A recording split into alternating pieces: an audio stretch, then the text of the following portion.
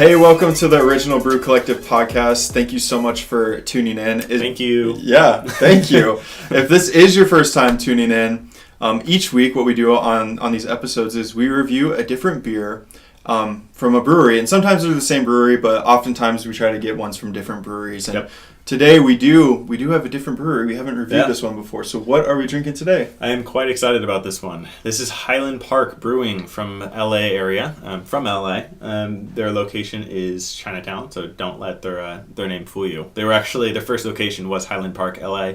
They moved locations to a larger location. Cooler, in my opinion. It's a really cool setup they have going on. And fortunately, it increased their ability to brew more. That's awesome. Which is great for us. Yeah, definitely. So today we're drinking a Collective Blend, which is going to be our first. My first. This is your first Highland Park? So I have, first just Highland Park. So I had Highland Park and Moonraker's collab through the Hop Bind. Right. I had that. That's the only other one that I've had from them. Okay, and we had that one together. Right. I'm trying to remember, though. I don't know if you've shared one with me or not, but that's the one that I remember that I've had. Okay. Yeah. Yeah, so I've had Highland Park before. Every time I go to LA, I try to go to Highland Park. It's personally one of my favorites in the LA area. I've never had a bad beer from them. They brew a wide range of styles, stouts, obviously sours, IPAs, pale ales, pilsners. They actually brewed a pilsner with river rocks. So they collected river rocks and put that into their pilsner. Did you possibly try that one? I did try that one. Did you? Yeah, I did. So I saw that they were doing it. I thought it was really interesting. Didn't think I was going to actually be able to try it. But they still had it on tap when I went to the brewery. I think it was the last time I went. Because like I said, I try to go there every time I'm in LA. But yeah, so I got to try that one. It was interesting. It was good. It was a good beer, definitely. But yeah, so they do brew a very wide range of styles. Like you mentioned, they came to Moonraker, the guys from Highland Park, traveled up here to Auburn, California, to Moonraker's location in Auburn, and they brewed a beer which was called Through the Hop Bind. Through the Hop Bind. And then Moonraker went down to LA and brewed with them, in a collaboration, made an IPA that was called High Moon, that was released a little while back. But yeah, we're really excited about this one. This is, like I said, I've had them before. This is, I think, Ben's first solely, their original own beer, not a collaboration. And my first sour. So really excited, sour from them. Yeah. We've had sours before. We've tried sours before. We've tried sours on the show. But yeah, so we're really excited to open this one up. Let's crack it open. Let's do it. So for those of you who are currently listening and not watching on YouTube right now, once again, we're drinking Collective Blend, which is a sour ale aged in oak from Highland Park Brewing Company in LA, California. Coming in at 6.1 ABV. Simple label on this bottle, white with lines creating a border around the name.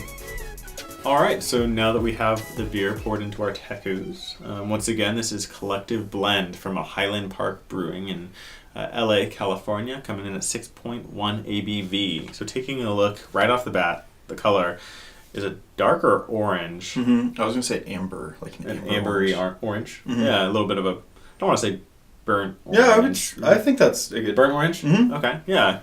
So we're looking a little ambery, dark orange, burnt orange, whatever you want to call it. Kind of looks like an orange you'd see in like a sunrise or something. Like that's yeah. Wow, the color just got a little more beautiful. It is. It's a beautiful color. It really is. Yeah, it is. And then we've got some decent head retention, especially for a sour. Give it a little swirl. It's leaving that lacing. Like to see that. Let's see what we pick up on the nose.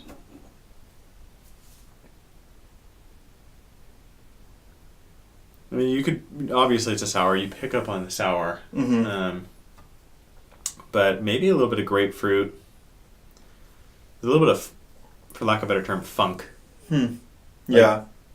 On this one. Something a little tangy.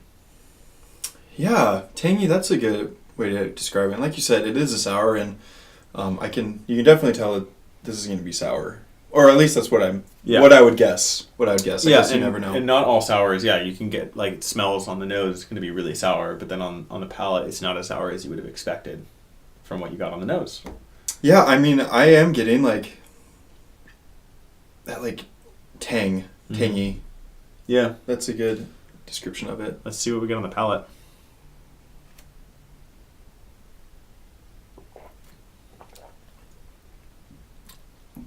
Oh my gosh. That's really good. That is really good. Yeah, so this, a lot of the sours that we've had, and this is aged in oak. A lot of the sours we've had are kettle sours. We'll kind of get into that a little bit. So if you're not quite sure what we mean by that, hold on. But yeah, so this doesn't have a lot of the sours, like I said, are kettle that we've had, and have berries. Have been aged with berries, different variety of berries. We've had blueberry, we've had raspberry, we've had mango, a wide variety of fruits. This one is just a pure sour, and it's delicious. Definitely, it's not overly sour.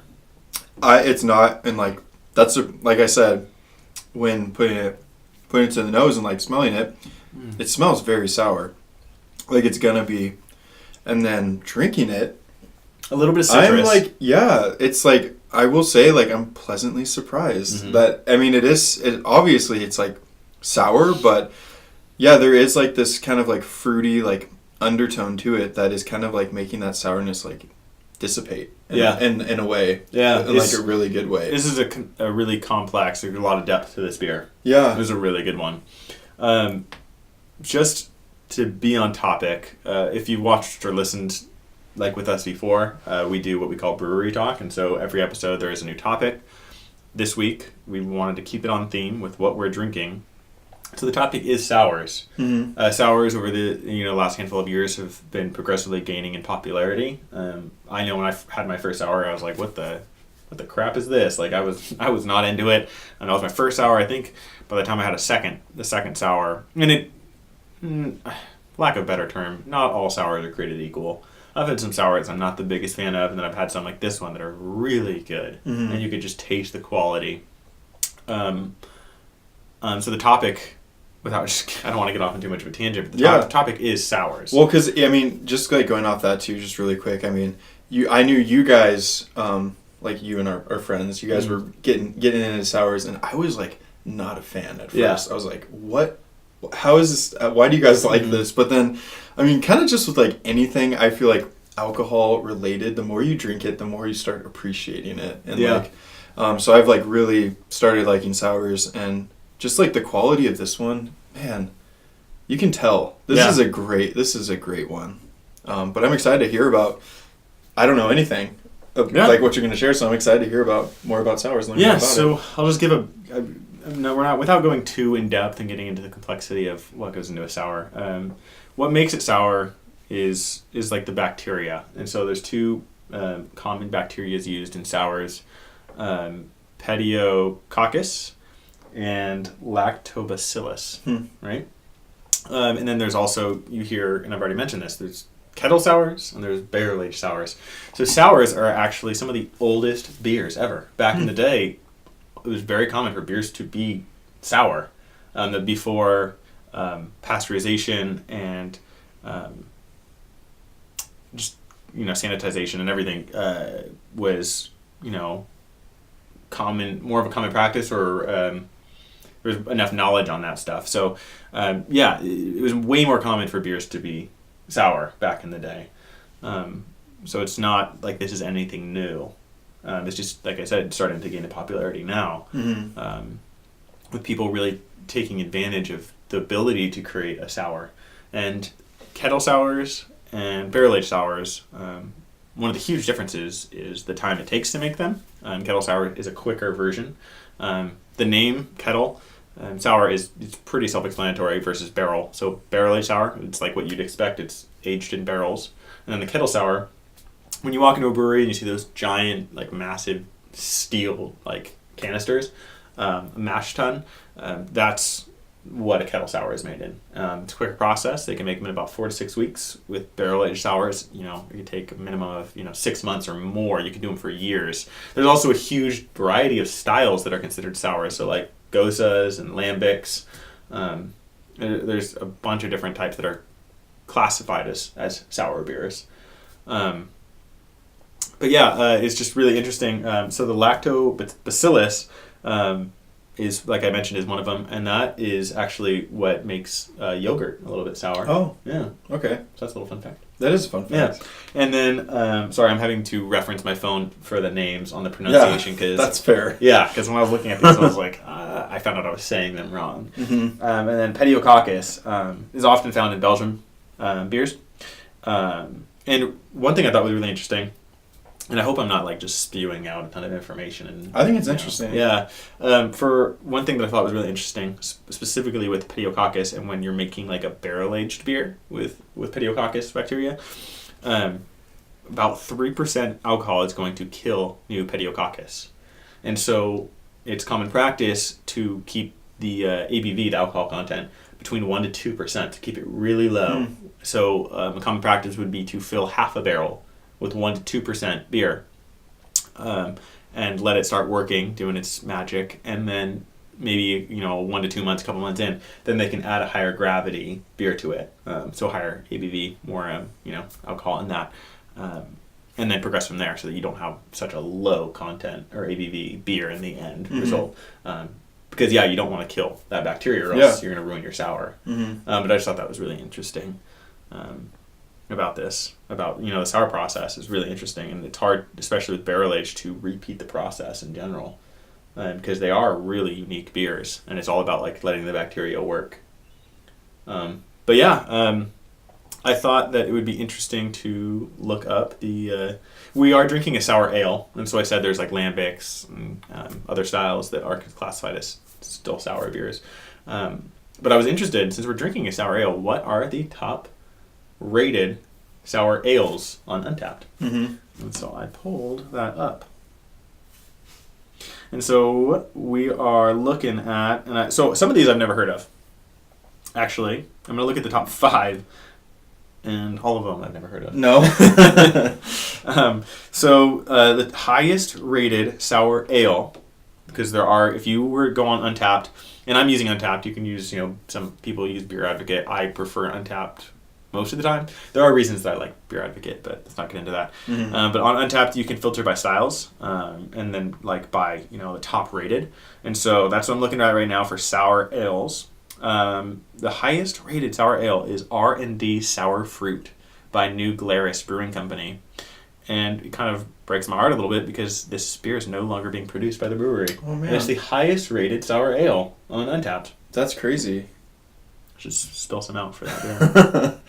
That's pretty crazy. I mean, so that's a sour ale, right? So are Yes. all sour ales like aged then? For like, do people still have it like that they could be aging? Will that make it better, or? That's a good question. I don't want to give an answer on that one because I wonder if people might still have that beer, like if that's a thing where you can. I mean, you can age sours, like you can. A lot of stouts, you can just age a stout. Yeah, for a long exactly. Time. Sours, you can age for a long time. I have a lambic that I'm aging right now, which I had mentioned is a sour, and that one. It's a blend, and it's a blend of different lambics that are vary in age. So combined, it's like a few years old already, and then they bottled it coming close to 2 years ago, and they told me I can hold on to that one to like 2030 or something that. Wow. Yeah, so you can age it, and obviously depending on when you open it up, you're going to get different flavors and stuff. It's going to taste different. Yeah. Yeah. So I mean, I guess it could be possible that you could still get your hands on the highest rated sour. Yeah. Okay. So that's the direction you were going. Yeah. With. I wasn't sure. I was like, oh, that's an interesting question. But why?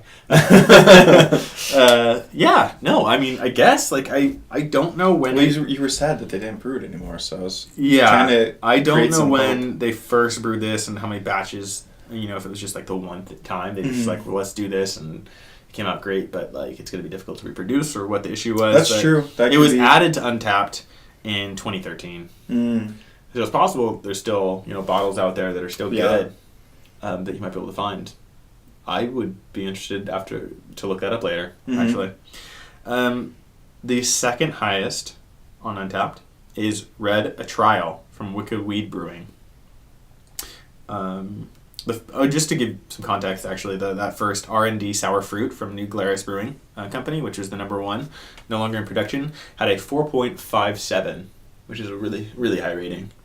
That's really good. Yeah. Then that number 2 spot, which was filled by Retta Trial, Wicked Weed Brewing, was coming at 4.48 rating on Untappd, which is also really good. Nice. I mean, I'd like to think anything above a 4 is just a really good rating. Yeah, anything like at 4. Yeah, I think is pretty good. Is a safe because bet. everyone has their different, opinion, and I don't know. I like if I see a beer as a 4, like I think it's going to be pretty good. Yeah, pretty solid. Yeah, and I've tried some that I won't look at the review before trying it. I'll try it, and then I look at the review, and I was kind of surprised. Like I was surprised at how high it was. But then I've also had the opposite, where I try a beer, and I think it's really good, and I look at the rating, and it was lower than I would have expected. Yeah. And so it's all obviously your own opinion. Mm-hmm. But yeah, for sure. So coming in at number 3 on our highest list of sour ales and Untappd, is Imperial 3 Scoops with passion fruit, mango, and peach from the Answer Brewing. The rating is a 4.48, and it is a 7.5 ABV. Nice. I'm just going to kind of give it away already. I'm really excited because that brewing company, The Answer, actually has another spot on this list of the top 5, which is pretty impressive. That is. Yeah, that's really impressive. So maybe one day we can get our hands on some of their beer. That would be awesome. awesome. I'm not familiar with The Answer. I'm not either. Yeah. That one sounds tasty though. Yeah, passion fruit, gosh. mango, and peach. Yeah, that sounds really good. Yes, please. Slot number 4 is The Scribe from Side Project Brewing. This one has a 4.46 and surprisingly a 13% ABV, which is, I feel, very high. I've never had a sour that's that high. Yeah, that is really high. Dang. And it's a collaboration beer with Perennial Artisan Ales, which I've definitely heard of. Yeah, they're pretty well known. Does it say like what's they're really good beers? Does it say what's in it? Like why? I wonder why it's so It's high. aged in Elijah Craig, Oh, okay. Henry McKenna barrels, and Cabernet barrels. Okay. Yeah, with Elijah Craig, I wonder if like it has like a whiskey flavor to it, possibly. Yeah, I mean it's aged with some bourbon barrels, so Mhm. yeah, and raspberries. That's Interesting. interesting. They blended that one. Yeah. And then I already kind of alluded that it was going to be. I didn't allude. I straight up said it. It's going to be the 5th slot is The Answer Brewing once again.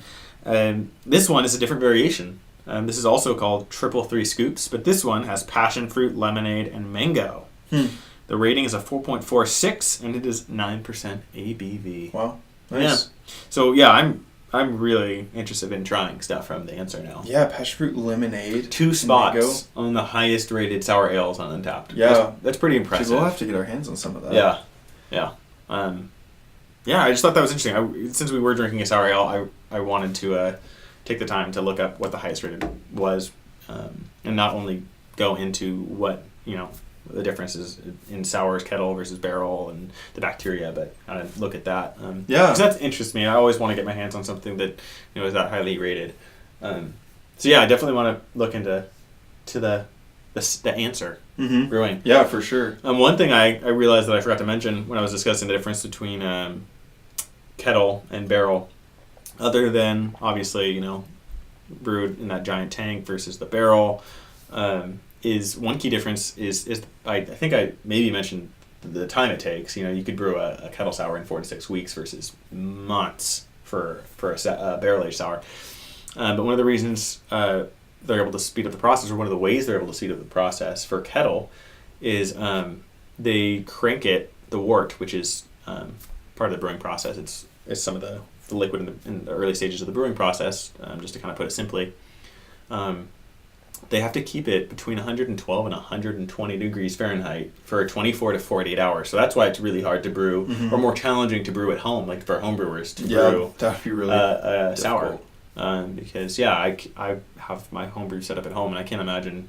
I don't know how I would set it up to be like, okay, let's keep it a bunch at of 100. heat lamps in our room or something. But even that'd be hard. And yeah, obviously you want to keep it really precise and keep the temperature get steady. It to 120 is 112 to 120. Yeah, that's so maybe like difficult. Brew it in a hot tub. I mean, I don't know. Yeah, maybe that'd be tough. But yeah, and so this one is aged in oak. But yeah, this is really good. Really good. I mean, I'm really glad that this one is as good as it is. Like I said, I've never had a bad beer from Highland Park. Mm-hmm. They're one of my favorites in the LA area. But this one, there's so much depth to barrel age, in my opinion, versus kettle. We've had some really good kettles. We in one of the last episodes, a little bit ago, we tried Tayberry from Alvarado Street, and that was a kettle sour. Yeah, and that was really good. It was really good sour. But I feel that there's a little bit more complexity and depth, maybe, in my opinion. I don't want to offend anyone, but in my humble opinion, about barrel aged sours. You get like some of the oak or whatever, some notes from the barrels, some characteristics from those barrels that they were aged in. Yeah. And this one is pretty complex, has a lot of depth. Not overly sour.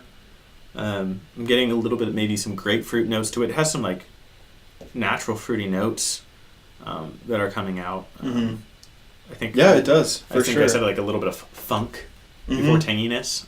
Well, especially really like on the nose. But the thing that I think is really cool, and like with a lot of beers too, at least what I've noticed is like you can't judge what the beer is going to taste like until you taste it. Like by like just smelling it. Yeah, no, absolutely not. Because just smelling this, I was like, I don't know how it's going to taste. I just thought it was going to be just straight up sour, but when we taste it, it does have those fruity notes, and like you said, depth of flavor, and like kind of like almost like easy to drink as well. Absolutely. And it's just really, really tasty. Like I want this again, and I'm not even finished with it. So it's like it's really good. Do you like do you have any like of the fruity notes that you're getting on it, or is it kind of just citrusy, or what do you think? Yeah, for fruity notes, like I said, it's pretty complex. I feel like you're getting a little bit of the oak. Yeah. Obviously, it's sour. Grapefruit, a little bit of orange peel. Yeah. But like I said, this is really complex. There's a lot going on in this beer. This is a really good beer. Yeah, it is really good. And I don't even know I think we forgot to mention this. The mouthfeel on this one is definitely a solid medium. It is. It is a really good beer. I'm really pleased with this one. Thank you, Highland Park. Yeah, thank you, Highland Park. Once again, thank you. If you can get your hands on this one, definitely try. Fortunately, I know where I can get more of these. They have more in stock, so I might have to get another. Dude. You should. Yeah, this is a really good beer. Like I said, not overly sour. I've tried sours that I thought were really good with individuals who are not familiar with sours, haven't tried one before, and they like kind of are shocked by the sourness when I thought it wasn't that bad. Same here. I feel like this was a really good one. Like even like people who were starting their introduction to sours, I feel like this would be a good one. Yeah, it's good for introduction for people who do like sours. Like just a wide variety. Like this is just a good beer that you can enjoy. Absolutely, for sure. This will not be our last beer from Highland Park. No, I really would like to have. more in general, but maybe we'll get some of the other styles and review those on this show. Yeah, we should. This is really good. This is one of the. I'm going to say it. This is one of the better sours I've had. This is a really good beer. For sure. Same here. Definitely. Yeah. Well, thank you for listening. Thank you for watching. Watch on YouTube. Dude, I thought that was super interesting. Good. I liked that. Yeah. You could, and like I said, I just gave kind of like a really brief overview. I'm no expert either. I had to do my research, and there's so much you can read about sours and just brewing in general, obviously. Yeah. But with sours, I just thought it was so interesting because, it's such a style that I feel like not a lot of people are familiar with, or it's like I said, it's gaining in popularity right now, more and more, and for great reason. I really enjoy sours, and when I see that someone has brewed a sour on tap, it's definitely one I want to try. I'm even like now hearing about like the process of it. It's like a highly complex process, and so that makes it even like more impressive. If a sour turns out good, and one that you want to get again, like that's impressive, and it is cool that it's like one of the first ways that beers were made too. So there's something about that as well, that it's like keeping up with the tradition of it. But I will say that back in the day, it wasn't necessarily always intentional. Yeah, it just happened. It just happened. Yeah. But I don't imagine they were all this good. Yeah. But just like, it's very precise, and it's like almost like artistry to like make a good one. Brewing in sure. general is artistry. Oh, yeah, definitely. But I 100% agree with you. So I think it's interesting, for sure. Yeah. Well, we're going to keep on enjoying this one. If you've never been to Highland Park or never had their beers, try Highland Park. I highly recommend it. Once again, thank you for listening and watching, taking your time to hang with us. Speaking of watching, subscribe to us on YouTube. Please do. Yeah. It'll just notify you when we post a new video. No big deal. And you get to learn about a new beer and new topic. And yeah. So subscribe. Subscribe on the podcast as well if you prefer to listen and not watch. So you don't have to look at us. And we're on all the major platforms. And then on Facebook and Instagram at Original Brew Collective. And then at Twitter. At Twitter, we are at Brew Original. I remember that time, I swear. Oh, yeah? I always forget that. Original Brew Collective was just a little too long for Twitter, but there you go. Damn it, Twitter. But yeah, follow us, subscribe. We'd love to hear from you, review. And if there's any beers that you had recently that you think that we should review, let us know. Yeah, let us know, for sure. We'd love to hear from you. But yeah, thank you so much, and we're going to keep on drinking this incredible sour. Cheers. Cheers.